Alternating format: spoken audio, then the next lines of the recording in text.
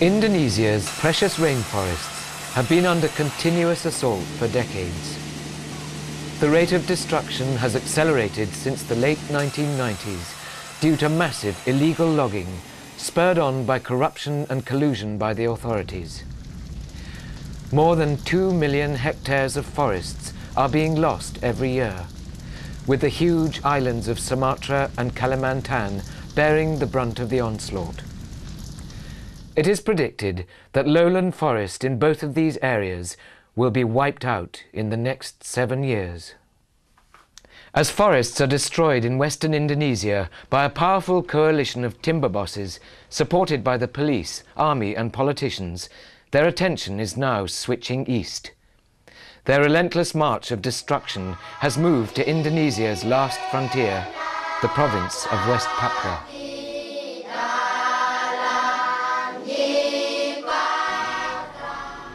The city of Sorong, on the northwest tip of Papua, is a hotspot for the illegal logging business. Its hotels and seedy bars are where deals are struck between the timber mafia and foreign timber buyers, mostly from Malaysia, China and India.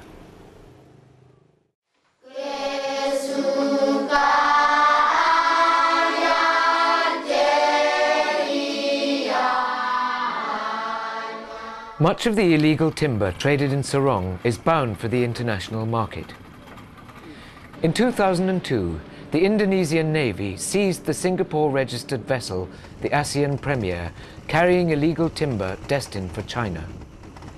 3 other cargo ships were also seized, but one escaped, and the other 2 were released after bribes were paid.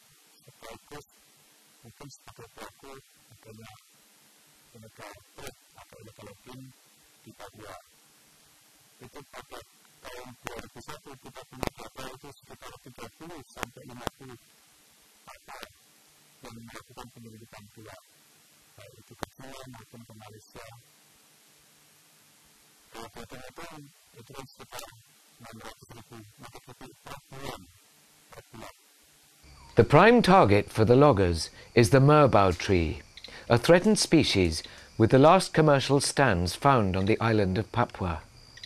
While Merbau can fetch up to $500 per cubic metre on the international market, communities around Sorong only receive as little as $10. Merbau is used for flooring and furniture. Large amounts are being illegally shipped out from Sorong despite Indonesia's log export ban. This shipping website shows consignments of Merbau logs awaiting collection for delivery to China and India. In 2002, a cargo ship carrying illegal Merbau from Sorong was detained in southern China, a major destination for illegal timber from West Papua. Logging operations have been ready work in Sumatra, Kalimantan and Sulawesi. And now, the logging operation moving into Papua after Merbau tree. And this Merbau tree is actually the largest tree species in Papua and also quite valuable. And most of them goes for export. The quest for Merbau has driven logging deep into the remote virgin forests of Papua. EIA and Telepac travelled south of Sorong city, a day's journey by speedboat and on foot, to the home of the Kanasaimos tribe, to witness the impact of logging on traditional communities.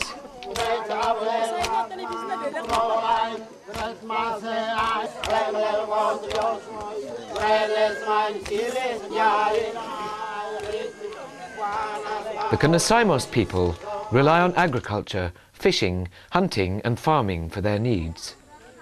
Incursions into their forests by outside logging operations first began in the late 1990s, but have intensified recently due to the presence of Merbau in the area.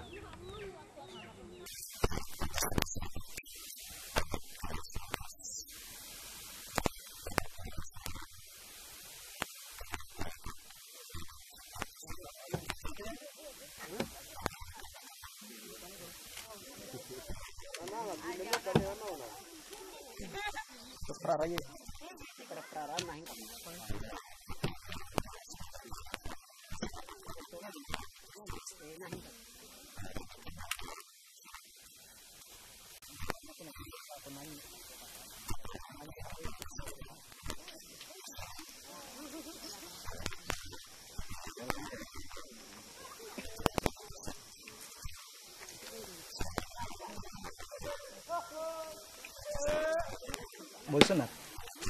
Ini selalu bosan.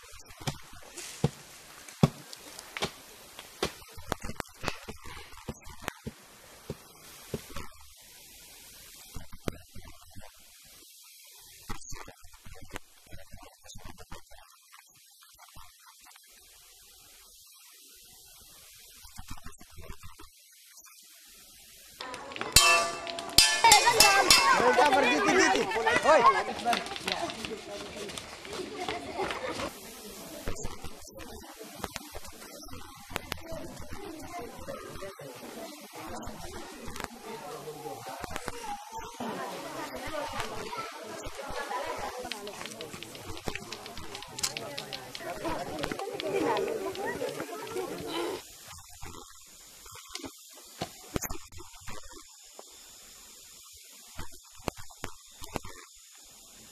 Isolated from roads and rivers, this village derives most of its needs from the surrounding forest. Wildlife is hunted for food, and wild birds are caught for food and to be kept as pets.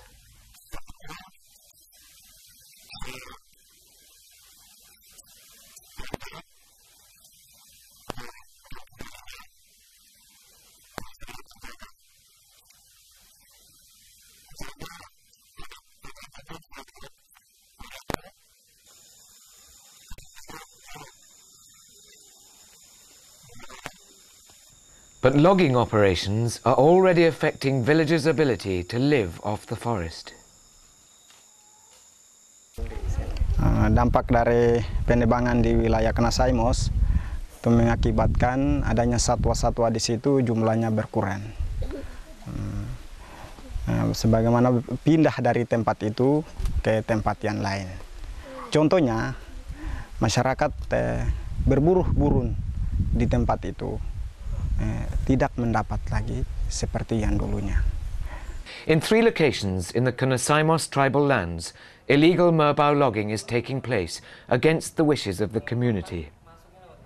Damage to the forest from logging roads is clear to see. EIA and Telepac observed large Merbau logs awaiting collection, clearly illegal, since no official permit has been granted to log in this area. The outsider responsible for the illegal logging of this tribal land is a military police officer called Casper. Based at this nondescript building in Sorong City, Casper has coerced members of the community to assist his logging operations and threatened reprisals to anyone who opposes him. This document shows an unofficial agreement between Casper and a villager, Nixon Kolingar, whose name is also clearly visible on these illegal cut Merbau logs.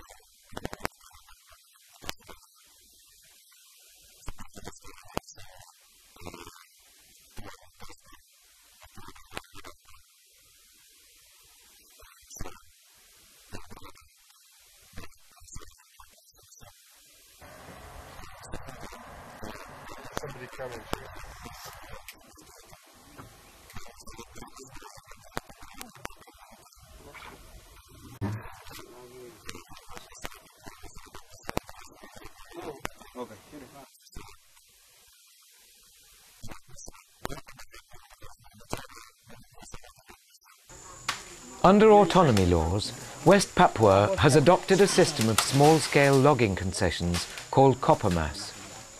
Intended to allow communities to manage their own forest, copper mass has instead been ruthlessly exploited by timber bosses and the military to obtain cheap timber at the expense of the indigenous communities.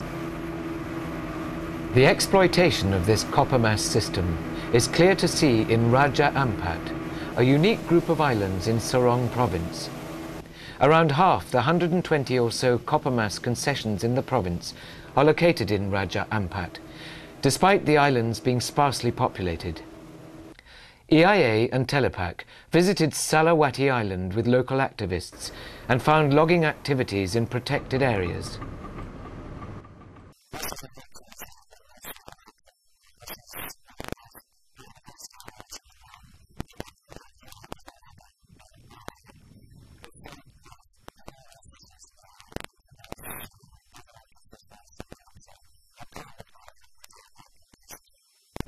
The names of the timber businessmen and their companies are well known.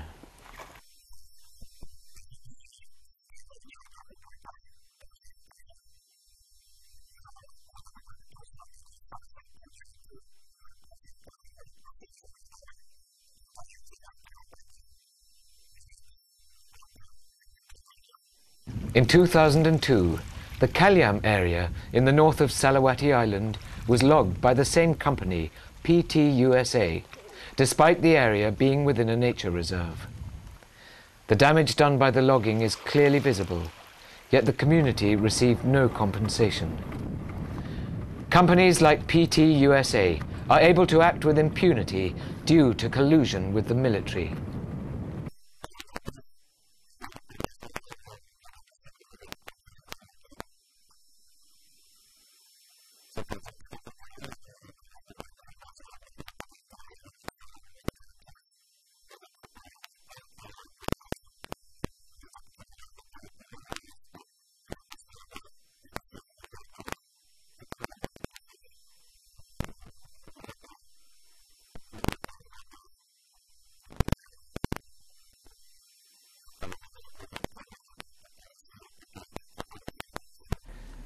There is also corruption in the local forestry office.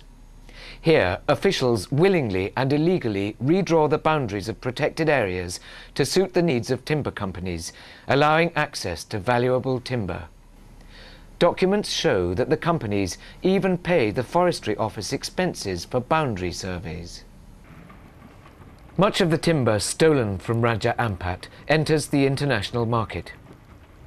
EIA and Telepac discovered this Malaysian barge waiting to load Merbau logs in a nature reserve on Batanta Island next to Salawati. Conversations with workers at the site revealed that the company was owned by a Malaysian who had recently switched operations from West Kalimantan. Illegal logs on board the seized vessel ASEAN Premier, bound for China, came from Raja Ampat. The early ravages of the rapacious logging industry which have afflicted much of Indonesia can be seen across West Papua. This last frontier of pristine forest is under dire threat as logging operations spread to the remotest areas. Yet, the only beneficiaries are the timber traders, their military protectors, and the corrupt officials who will redraw protected area boundaries and release ships laden with illegal timber for a price.